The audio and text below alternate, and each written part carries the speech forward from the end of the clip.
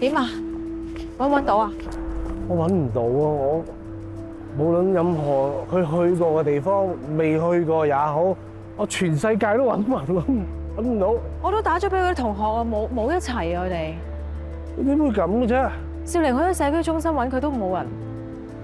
佢而家試下聯絡 Tracy 幫佢義務補習嗰啲學生，睇下揾唔揾到佢。點解我未試過？未試過咁耐，嗰啲失聯咁耐。你唔好咁樣啦，冇嘢㗎。唔係，我覺得好。再揾唔到，我哋報警。等等。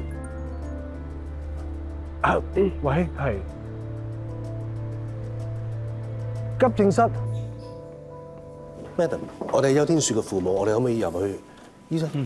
係咯。我女女而家點？我哋 check 過㗎啦，佢身上冇任何嘅表面傷痕嘅痕跡，同埋我哋嘅初步懷疑佢應該係冇被性侵過嘅痕跡，但係具體亦都要進一步等法醫嘅檢查。不過佢有啲神志唔係好清醒，懷疑係受到藥物嘅影響，但係具體都要等到驗血份 report 出咗嚟，我哋先能夠落實得到。